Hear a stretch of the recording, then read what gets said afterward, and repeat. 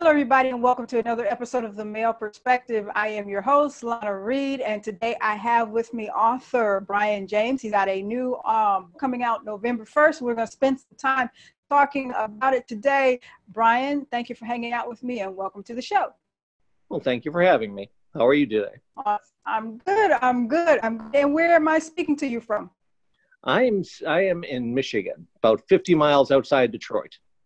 Oh, Michigan. I don't do anything Midwest until like March, April. It's way too cold up there. I don't know how you guys do it up there, but it's way too cold. You get born here, then you get frozen in place. We just never leave. I'm such the California person. I'm like, ooh, 70 degrees. I need a jacket. What is this? Well, haven't you noticed that all the Midwest people retire to Florida? There's a reason for that. I know, right? We're tired of this, right? I know, just a sidebar. The first time I went to Chicago, I made the mistake of going in February. And, you know, when you're leaving the airport, those glass doors slide open. And I stepped out, and that wind hit me, and I stepped back in. I was like, Back on the plane? No, I could get back on a plane. I had a speaking gig, so I had to suffer through it. But that was my first lesson, and don't come to the Midwest during the winter time. But yeah. But anyway, I want to get to talking about you. Enough of me about myself. Today is about you. So I want to start off. I was reading, getting ready for today, and one of the first things I read was that you majored in history, but that degree now hangs in the bathroom. How is it that that got to be? How is it that that got to be the location for your degree? Because professionally, before I started writing, that's what that degree was worth. Unless you see, my intention was to be just a heavier Indiana Jones, but you can't make a living at that. You never see the ad, wanted Indiana Jones, good pay. Yeah. They didn't tell you that you watch the movie. Yeah. So unless you want to pay off your student loans with a $40,000 a year teaching job, you've got to find something else to do. Okay. All right. Yeah. I was like, how did it end up in the bathroom? But you know, a lot of people are saying that's what their degrees are really worth these days. So you're not alone. But Indiana Jones, that's what you wanted to be. That's what I wanted to be. The whole what is it? The whip on the belt, and you know, snakes in the pit and all of that stuff. Being chased through the jungles by people wielding bows. Awesome. Okay. Now you have a book, like I mentioned in the opening. Well, you actually have more than one book, but we're going to talk about this one at first, because the next one I'm going to have you help with the title. The one you've got coming out in November is actually an anthology, and what you have in there is called "Grunts in the Smoke." Right? That's correct. Actually, that came out last November. It's my fault for not. That's my fault for not making that clear. Okay. That anthology is, the publisher of that anthology was looking for authors who wanted to put in stories that honored the Marine Corps. Okay. So I put in a nice fantasy horror story that honored the Marine Corps. Oh, so do you have any working knowledge of the Marine Corps? Were you enlisted or just happened? Oh, no, they would never have me. But why would they never have you? Actually, until I tried to enlist in the military, and until I got my eyes fixed, I was literally, I couldn't see the E on the board. Okay. So couldn't pass the physical. I got you.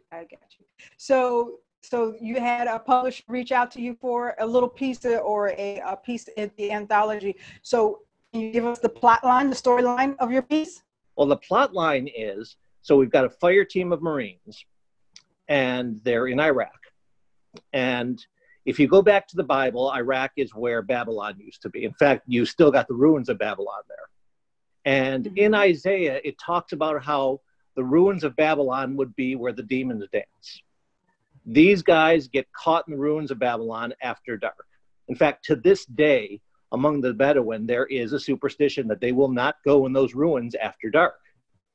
They get caught there, and they find themselves reliving their deepest fears. Some of them are their deepest childhood fears, and they have to find their way out before they get killed.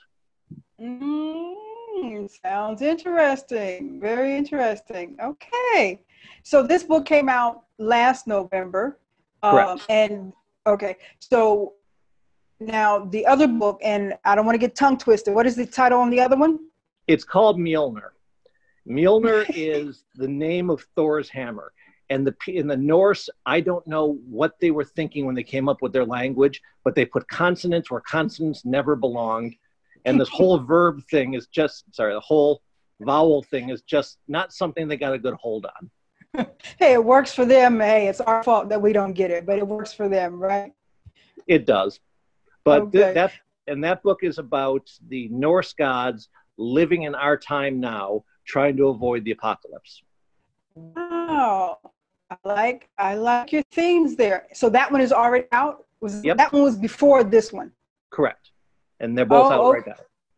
Okay, they're both out right now. So are you currently working on anything else? Yep, I have a new release coming out around Halloween next year called Draugr. And this is where that whole history degree thing comes in. It pays off then, right? At some point it did pay off. So we can move it at least from the bathroom to the hallway, right? I don't think my kids would know what to do with it in a place of prominence. So we've got the book coming out next Halloween, and that one is about what? In real life, in 130 BC, the Romans invaded Denmark. It's a little piece of history most people don't know. Mm-hmm. The whole idea of zombies comes from Northern European myth. So instead of finding Vikings and what we all expect to find in Denmark, it turns out to be Romans versus BC zombies. And the whole zombie myth that started way back then, the zombies are almost a crossbreed of what we consider vampires and what we consider zombies. So we have this proto creature, and I give the split that goes one side to the Bela Lugosi intelligent vampires and the brainless shambling zombies. Oh, okay. So how do we survive a zombie apocalypse? Well, in this case it never happens. It gets stopped beforehand. This crux of the story is the Roman general Sulla. In fact, in ancient Rome, his name was Mud because he's one of the very, very few Romans who dared to march an army on his own city. You know, they could civil war all they want in Rome, but the actual city of Rome was off limits. He marched an army on Rome. So because he was kind of a POS, he engages with some of the old gods, strikes a deal with them so that he can march a undead army on Rome and make himself emperor. Okay. So yeah, that is very much so the history degree coming into place there. I can see there's a whole bunch of elements there. Now, you and your writing specifically, every writer has their own little way, their own little tricks and nuances. Is it easy for you to knock out these novels, or do you have to go do some research first before you put it into play, or what is your writing process? Well, first I start with obviously an idea. Usually an idea comes from nerd game night when we start talking about history and movies. Okay. And then I'll start putting together almost a diagram of the entire story. Once I've diagrammed it, look it over, show it to a few people as my own personal focus group, and it seems to pass the smell test, then I start writing it. I'll write the first 3 chapters. If it comes easy, then what I mean by easy is if it's fun for me. If I enjoy writing it, I'll keep going. And I'll research as I write. Okay. I like that because I think a lot of times writers, you know, you'll get stuck in that I'm writing this, I'm going to just keep on pushing forward and write stuff. And then you get 100 pages of, you go back and like, this is crap. And like you said, it's because you weren't really into it that first few seconds into it. So I really like that, you know, that you kind of, it's not making me happy inside, I'm going to continue to write it. Yeah. If it's not fun, it comes out on the pages. Mm-hmm. If it's just work, you're right. It comes out as crap. Mm-hmm. All right. So do you, because it seems like this is not only like book material, but like those board game materials or whatever. Do you ever think of segueing into that? Because it has that whole mythical kind of, I see you smiling. Yeah, they do. That's an aspect of it. Yes. Like I said, Oh, a lot of this does come out during game night. okay. Okay. It seems like, you know, this might make, because I have a few friends, and that's what they do. They design these board games, you know. And I was like, oh wow, the plot line. It looks like a lot of the stuff that would fit into stuff that they do, and you know, that was be another direction to take it. But yeah. Well, there's one specific game called Heroescape, and in Heroescape, you've got, you know, your little miniatures, and my mom used to call it playing with our dolls, and you've got miniatures of Romans, and you've got miniatures of zombies. I mean, you've also got Matrix guys and all. So, but my cousin was playing one army, I'm playing the Roman army, and that's where it hit me. Okay. All right. So have you been writing long, or is it something later on in life? I've been writing for most of my life. Okay. Like most people in the Midwest, I was associated with the auto industry. And 2007, 2008 hit, and the auto industry just went into just did a the death spiral. Somebody asked me, and well, in the auto industry, I do little writing things. I write for their newsletters, that sort of thing. Okay. An acquaintance of mine asked, "Can you write about poker?" And of course, because I have no job at that point, I, of course, smile and say, I know everything about this game. I never played a hand in my life. About 4 months later, I'm writing for a site called launchpoker.com. And a month after that, I'm writing for the World Poker Tours magazine. Well, how about that? Not playing a hand of poker in your life. No. And they figured out pretty quick. But they liked my writing style, so they had me do tons of research, but it would also give me the silly things like, this room is reputed to be haunted. We're going to put you up in this room overnight. Tell us if it's haunted. By the way, no matter what, it's haunted. Make it fit. I love it. I love it. I love it. So you move from writing newsletters and stuff. So when does the light bulb come on and say, you know what, I'm going to write a book? You start meeting people and you start talking about things. And I met a publisher, a bad publisher, by the way, and they suggested I write a book. Okay. And then they didn't push it. They didn't edit it. And it was an embarrassment. I had to buy the rights back and then gave it to a good publisher. And they published it, and it did fairly well. Okay.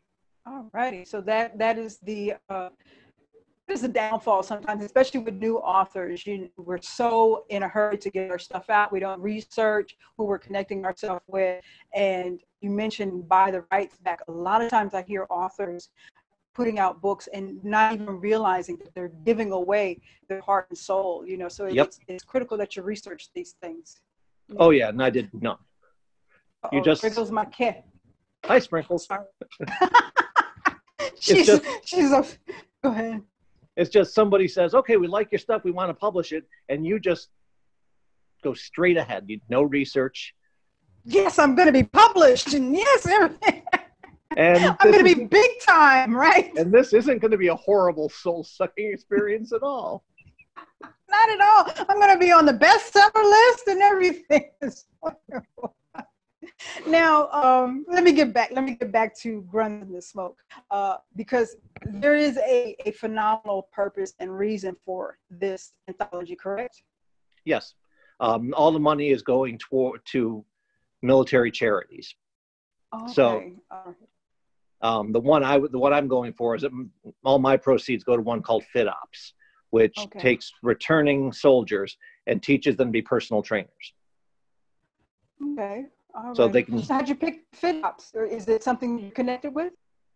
No, I live in the gym. I just. Okay. Okay. All right. And everyone else is giving to Wounded Warriors. I love Wounded Warriors, but let's go for the ones that no one seems to really be aware of. Okay. All right. All right. So it's a very interesting concept. I'm trying to think if I've heard of an anthology for military service, and it could just be my ignorance, but is there a lot of reading material? Yeah, okay. There really isn't. Oh, next okay. year, next year they're doing one for the Army. Oh, okay. Yeah, I was thinking, I don't think I have.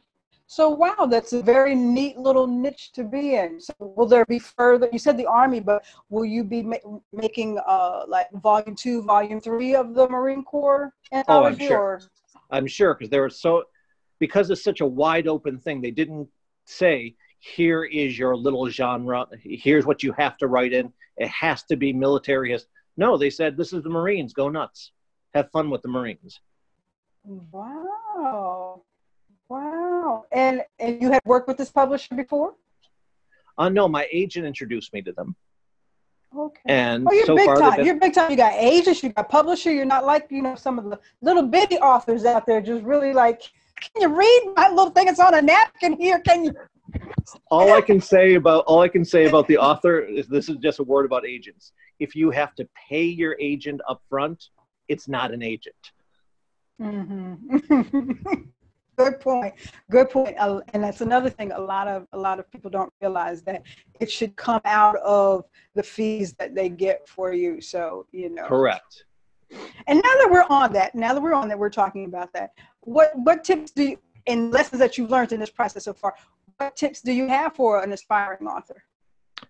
Well, let's start with one of the two big ones: research your publisher and never pay your agent. Okay. Another one is, do not go for the big publishers. They're not even going to look at you. Okay. In fact, when you learn how that works, you send let's say they even accept your work. You somehow get them to, because you can't send unsolicited work because they'll send it back. Let's say you even get them to solicit your work, to ask for a copy. It goes to an editor's desk, and this editor, his job depends on the success of the book you have just sent him. It is in his best interest to say, no, don't publish it, unless he is sure it's going to be a hit. Okay. Medium-sized publishers are much more open and much more willing to take a chance. Okay, good tip. So how did you go ahead? Oh, and you do not need an agent to get to them. A lot of them will have open calls for stories. Okay. Just spend some time on the internet, research smaller publishers. In fact, I would suggest for those who are looking for, especially, well, in my genre, at least fantasy and horror, go to things like the Dragon Con site, because there's a Dragon Award, and look at all the publishers that are available there. Most of them will be small to medium, and then go to their websites and look for open calls. Never knew it. Good tips. Okay. Now, so look for open calls, and you said you're in fantasy. That's your genre, is fantasy? Fantasy and horror. Fantasy and horror. So would that be Dungeons and Dragons? They'd be pretty close, yeah. No, and I'm only asking because I had read something last week that, because that's what I knew growing up with Dungeons and Dragons.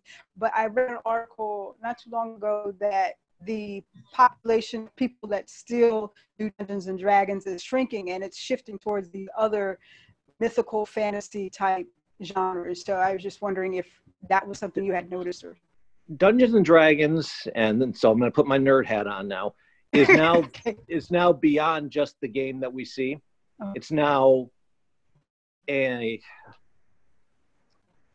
now its own little genre, because you've got Dungeons and Dragons, the classic. Now they've got, for like our game night, we've got at least 2 different versions of Dungeons and Dragons as a board game.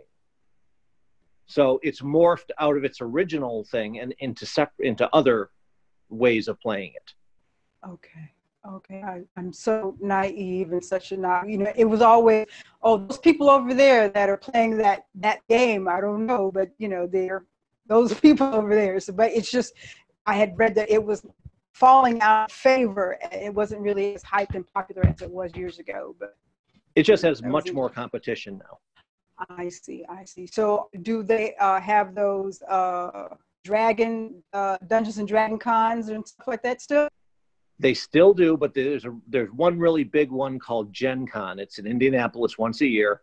It is the board game industry's their convention, and it has grown beyond what I thought it would ever be. It used to be in the hotel rooms around the stadium that the Colts play in. Now it's too big for that, and they have it on the floor of the football field. So I know you're an author, but would Gen Con be like a place for you because your stuff is fantasy and horror? Would that be a suitable environment for you to be in on those events? Oh, I go every year. Okay. Oh, as an author, do you have like the whole booth and speak? I mean, are you a fit for those things? No, I don't. And to be honest, I don't think those, this is my opinion, by the way. I'm sure other authors will have other opinions. Those are not great things for authors. Okay. That's just my opinion. I think to get the word out about your work, talking to people such as yourself is a much better tool. Okay. Okay. So do you do many like bookstore signings? I mean, where do you get to talk to people about your book and your genre besides me? I'll do more bookstore. I'll do more bookstores. Oh, okay. Because where I'm available, Barnes and Noble, so I'll do that. And this is even worse than conventions, but occasionally Renaissance festivals. Oh, wow! Okay, I can see it now. It's all coming together. It's all shaping up in my head now. I could see that. Alrighty. Yeah, we have Renaissance festivals out in Los Angeles. There's one out in. You got a huge one there. Yes, and it's very interesting. The people getting into character and it's what? Okay, I'm getting it. It take me a while, Brian, but it's coming together. Okay. Now that's obviously I would do something like that for Mjolnir, for Draugr, for the story that I have in Grunts. Different. That's modern day. That doesn't fit. Okay.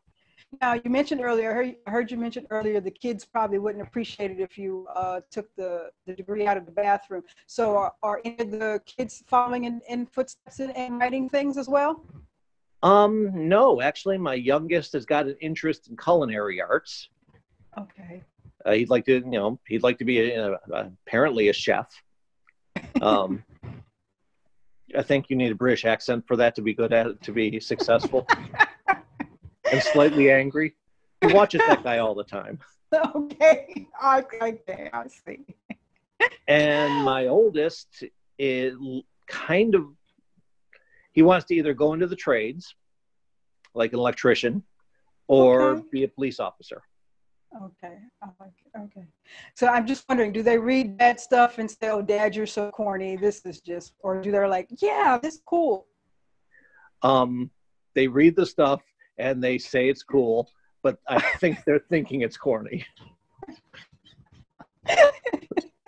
We have to support Dad and give him a pat on the back. Yes, Dad, you're great. Woohoo!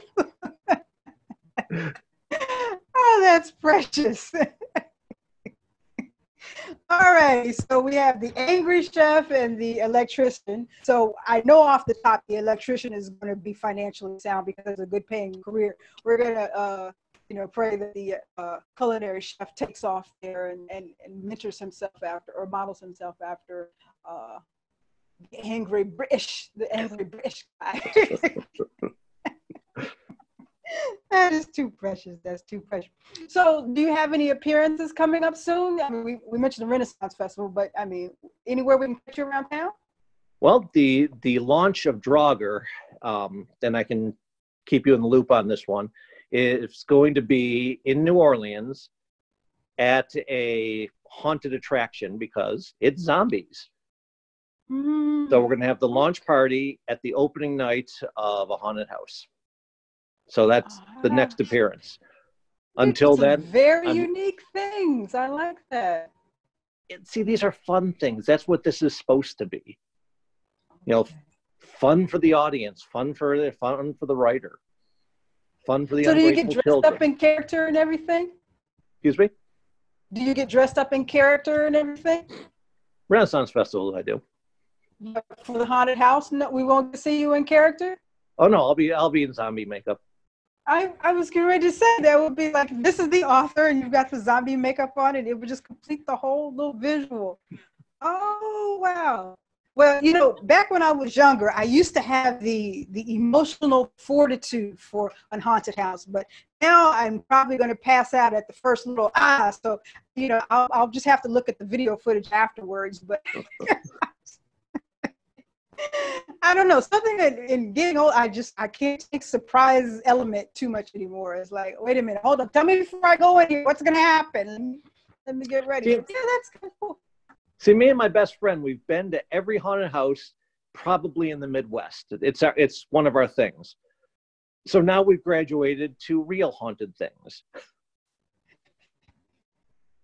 That's just day-to-day life living with humans. That's the real haunted stuff. So when you're not writing, what are you doing with yourself?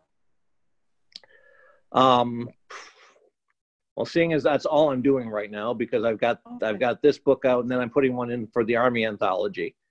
Outside of that, I build models. I play in the gym.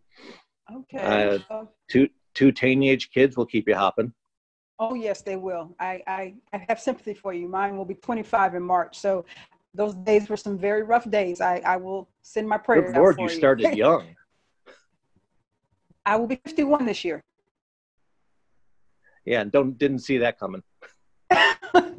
I will be 51 years old this year. Yeah, you know, so I didn't start young. She will be 25 in March. Yes, indeed. So California's been good to you.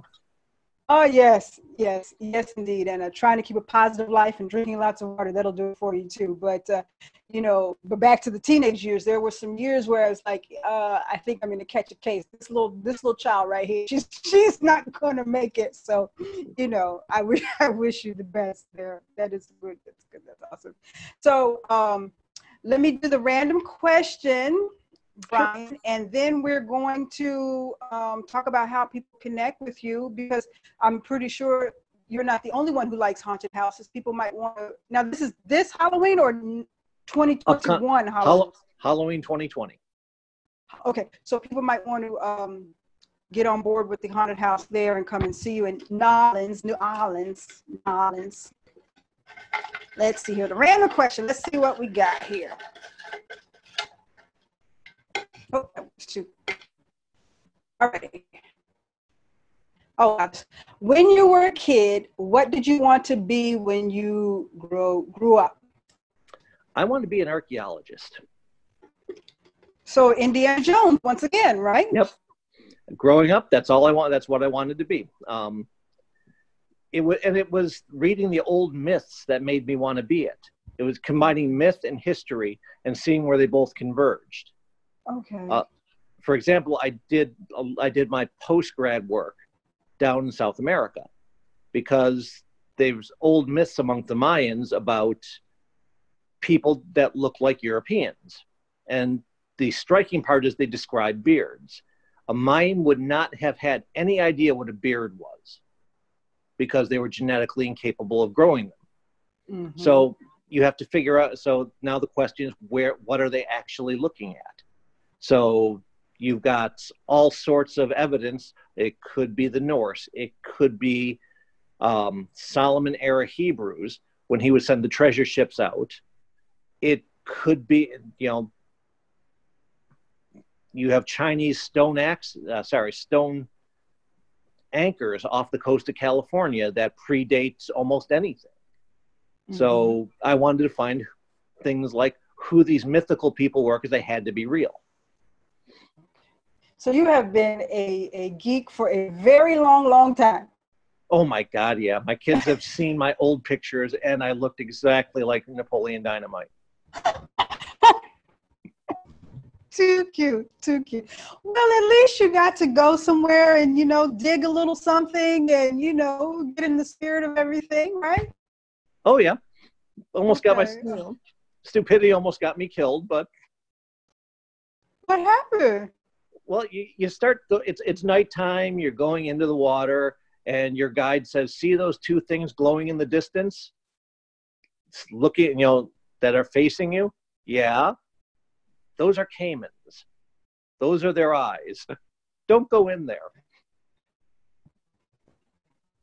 And not that this would have ever happened, but if you find a little kitten on the floor, on a jungle floor, don't try to pick it up. Take my advice. Well, we're glad you hung around because now we get to enjoy your wonderful writing and the stuff that you got coming up. And like I said, you take some video footage for me at the haunted house so I can look at Definitely. it later on, because I will not be able to participate, you know, in real life. I just don't have the heart for it. As I told you, I'm 51. You probably have to do the pump. So, but anyway, but Ryan, tell everybody how they connect with you, how they pick up the books, how they possibly, if they want to, do they have to get tickets for the Halloween thing, or? They'll probably have to get tickets. They'll probably have to get tickets to get in. Okay. Haven't worked out all the details yet because I'm pitching for people get in for free that night. Okay. I see. So maybe you could like buy the book and get in free or something like that. I'm also going with good. I'm also trying to give away the book that night instead of having people pay for it. Okay. I'm sorry. Like okay, I said, well, tell everybody how. Go ahead.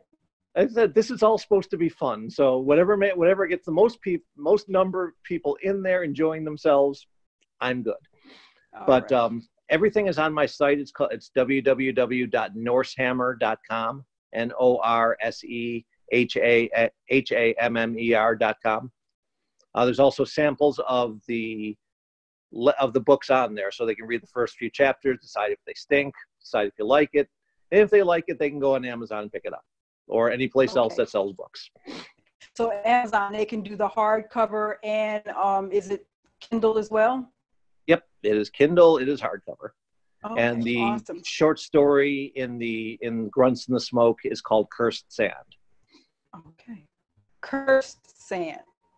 Okay, I got you. All right. Well, Brian, I have enjoyed your time today. I've enjoyed, especially, I think that was so tickled to hear about your degree and, you know, your lifelong of geekiness. So, and this was a lot more fun than the NPR style interviews where they all talk like they're whispering and ask you about your writing journey. This was so much more fun. I try. You know, I just, you know, feel like it's two people sitting down and I get to be nosy and learn about who you are and everything. So it's just, you know, two new friends. That's all. I don't, you know, that's my style. So, but I'm glad you enjoyed yourself because like I said, time is something we don't get back. So if you enjoyed your 30 minutes with me today, that's all I need. Oh, had a blast. Awesome. Well, that is all for this week's episode of The Male Perspective. I am your host, Lana Reid, and I will see everybody next time.